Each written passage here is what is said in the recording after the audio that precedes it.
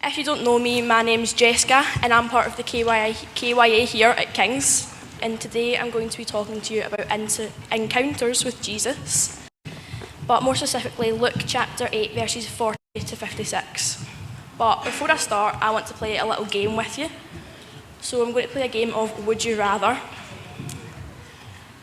So would you rather have a broken arm or a broken leg? I want you to stand up if you would rather have a broken arm and stay sitting down if you'd rather have a broken leg.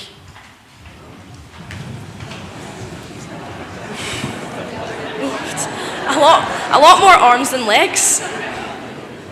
Okay, if you want to sit back down. Would you rather always have a full phone percentage or always have a full petrol tank? So I want you to stand up if you'd rather always have a full phone percentage and stay sitting down if you would always have a full petrol tank.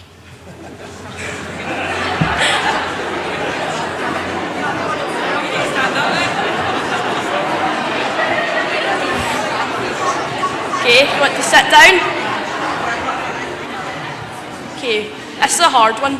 Would you rather get a paper cut every single time you turn a page or bite your tongue every time you eat something? So I want you to stand up if you would rather get a paper cut every time you turn a page, and stay seated if you would rather bite your tongue every time you eat.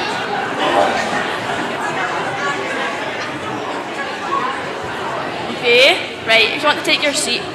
So that's the end of the game. So I'm going to read Luke chapter 8 verses 40 to 56, and I'm reading from the Passion Translation. The verses should come up on the screen, so if you just want to follow along. When Jesus returned to Galilee, the crowds were overjoyed, for they had been waiting for him to arrive. Just then, a man named Jairus, the leader of the local Jewish congregation, fell before Jesus' feet. He desperately begged him to come and heal his 12-year-old daughter, his only child, because she was at the point of death.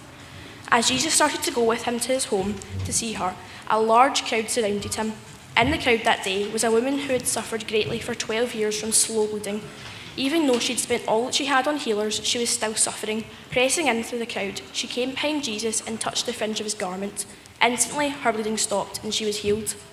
Jesus suddenly stopped and said to his disciples, "Someone touched me. Who was it?" While they all denied it, Peter pointed out, "Master, everyone is touching you, trying to get close to you. The crowds are so thick, we cannot walk through all these people without being jostled." Jesus replied, "Yes, but I felt power surge through me. Someone touched me to be healed, and they received their healing."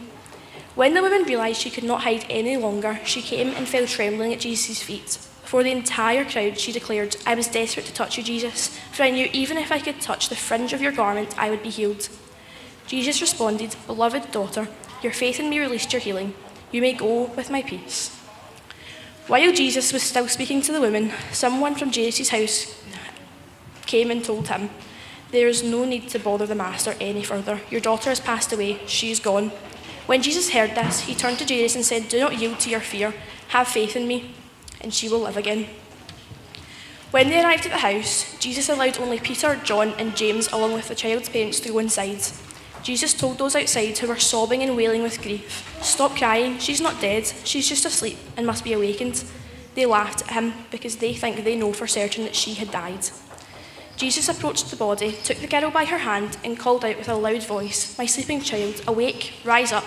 Instantly, her spirit returned to her body, and she stood up. Jesus directed her stunned parents to give her something to eat and ordered them to tell no one what had happened. So here we see two people who have encounters with Jesus, and Jesus transforms their life. When Jesus heals the bleeding woman, is the first time that I've personally seen someone being healed without Jesus actually saying that he wants them to be healed. It says that the woman had spent all of her money and hadn't helped, but she recognised the power of God, and this woman knew that all she had to do was touch Jesus and believed that he would heal her. When the woman came forward to say that she was the one that had been healed, she was scared, but why? She had said to him, I knew if I could even touch even the fringe of your garment, I would be healed." She'd been isolated by all the people around her because of her bleeding, and she was maybe worried that Jesus was going to be angry at her. But she was terrified for no reason. She was healed all because of her faith. Sometimes we are influenced by the opinions of people around us, when we should be focusing on what God thinks of us and not other people. In the other story here, when Jesus told the girl that the people that the girl wasn't actually dead, they laughed at him. Now, I want you to be really honest with yourself. If you felt that what you were saying was right, how annoyed would you be if someone told you that you weren't right and then laughed at you? Because I would be pretty angry. I would be proving that I was right. But Jesus doesn't do that. By laughing, they're acting like Jesus is wrong. But this is something I'm sure that we all do. We can doubt God's plan, but we need to learn not to do that, because what this story shows us is that God can create miracles in our life if we can trust him. The people here are doubting Jesus, but he still does something amazing. When he heals a girl, he tells the people not to tell anyone what had happened. But why would he say this? Because he's just done something incredible. He's raised this little girl from the dead, so why can't people know? I think this was because he didn't want people to only follow him for these miracles. He feared that people would only focus on the miracles that he performed and not on the fact that he was on earth to set an example for us. In John chapter 13, verses 14 and 15, it states, "So if I'm your teacher and Lord and have just washed your dirty feet, then you should follow my example and the example I've set for you and wash one another's dirty feet. Now do for each other what I have just done for you." Jesus wanted to be among the people and show them to live and teach them. I don't think he wanted everyone to become focused only on the miracles that he can perform. The thing about both these people is they were both in difficult, in fact, almost impossible situations. This woman had been bleeding for 12 years, and this little girl was dead. We all have situations that we feel are impossible, but as we've seen in these verses, an impossible situation with Jesus can become a miracle. All you need to remember is that with God, all things are possible. Hi, I'm Jenny, and I've been coming to King's for 1 or 2 years with my mum and my best friend. The encounter with Jesus that I'm going to be talking about today is the road to Emmaus. If you've not heard about that, it's what happens after Jesus has been risen to life and his tomb's been found empty. 2 of his followers go on the road to Emmaus, and Jesus follows them and talks to them. It's not talked in all the Gospels.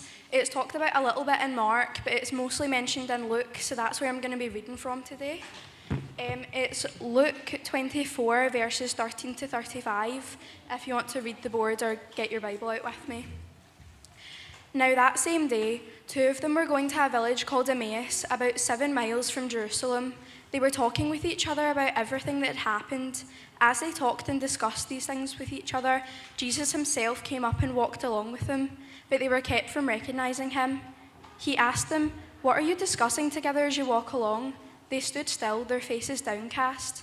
One of them, named Cleophas, asked him, "Are you the only one visiting Jerusalem who does not know the things that have happened there in these days?" "What things?" he asked. "About Jesus of Nazareth," they replied. "He was a prophet, powerful in word and deed before God and all the people. The chief priests and our rulers handed him over to be sentenced to death, and they crucified him. But we had hoped that he was the one who was going to redeem Israel. And what is more, it is the 3rd day since all this took place. In addition, some of our women amazed us.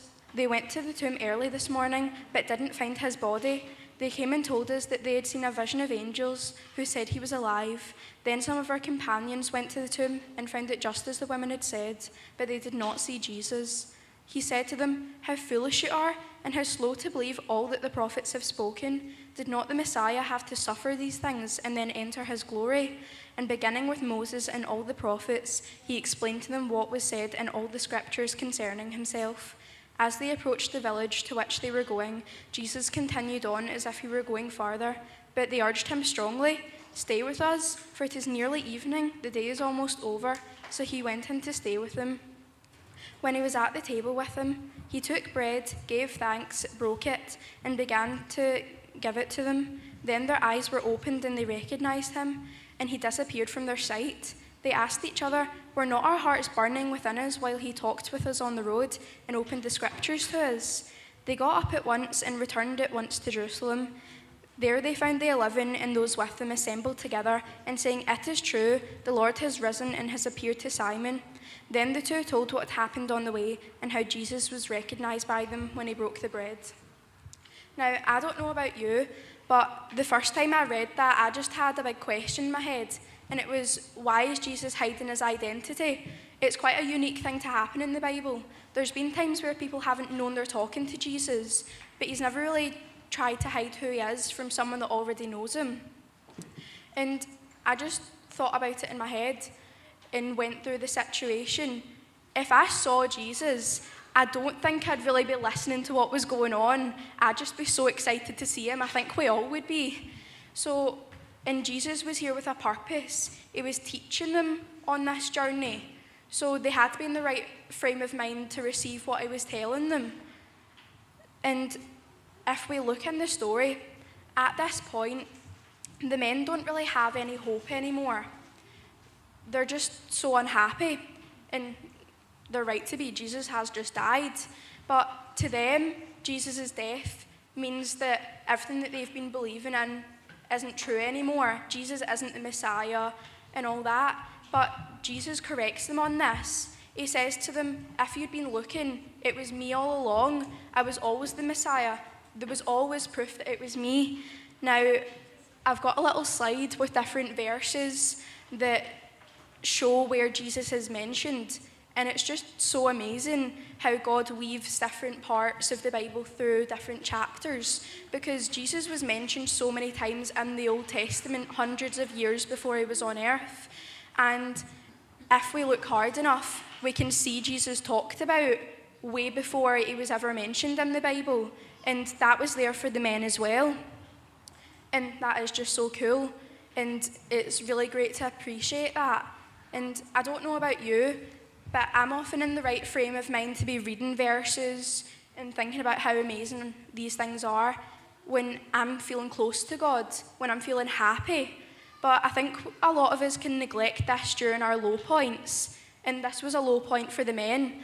A lot of the time we're going through struggles, and we know that if we looked in the Bible hard enough, we could find something that suits our situation. But we've not got the urge to do that, even though we know it's there waiting for us. And it was waiting for the men. It was there the whole time that Jesus was the Messiah. It says it here, it says it here, it says it here. These are just a few examples of it. Now, the Bible is so powerful, and I think sometimes we forget that it's not just a book. Scriptures contain so much important messages for our life. I mean, we say it all the time, it's God's breathed, it's so important, and it can really transform our outlook on things. Just like how when Jesus showed them all the scriptures, it transformed the outlook on the situation they were in. An example of this was when I was actually writing what I was going to say today. I wasn't having a very good day. Nothing really bad had happened, I just wasn't having one of those days. But I knew I was going to be speaking, so I got out my Bible and I started reading. And that was 100% the turning point of my day. I just felt so much closer to God and so much happier, and I just felt so loved. And I don't think I would have had that turning point in my day if I hadn't connected with God that day. And you can see that in the men. They said that when Jesus opened the scriptures to them, their hearts burned. Now, when I first read that, the first thing I thought of is when we actually all become Christians. I'm not sure how many of you can relate with that, but I'd say it's a quite good example. Our hearts burned. A lot of the time we go through life feeling that gap in our life and trying to fill it with things, filling it with things we know might be bad for our lives, filling it with things that we think might be good. And it's only until we reach that defining circumstance or that defining moment, like when Jesus broke the bread and the men saw it was Jesus, that we see it's Jesus that fills that in our life. And we know that our hearts are burning for him. So to finish today, I just want to tell you all, if you don't know Jesus, if you've not had that gap filled in your life, I would really ask you to please be like the men, that they didn't want to do the journey without Jesus. They asked Jesus to come back with them, ask him into your life, ask him into your heart. It's the best choice you're ever going to make for your life. We've got a prayer place right here. I would really ask you, if you feel like God's calling you today, please go there. I know it can be daunting, but I'm sure the people there would be more than happy to pray with you. And if you already know God, if you already know Jesus, I'd ask you to be like the men again, that they didn't just sit when they knew the grace of God, when they knew the love of Jesus, when they knew it was him. They got up at once and returned to Jerusalem. Go to your Jerusalem, go to your friends, go to your family, go to anyone that God calls you to go to, and show his love and show his mercy. I'm going to finish with prayer, and then Abby's going to come back up and finish with us. God, I thank you for your love. I thank you for all the people in this room. I thank you that you've planned out all of their lives, that you've got a plan for every single one of them, that you love them so much.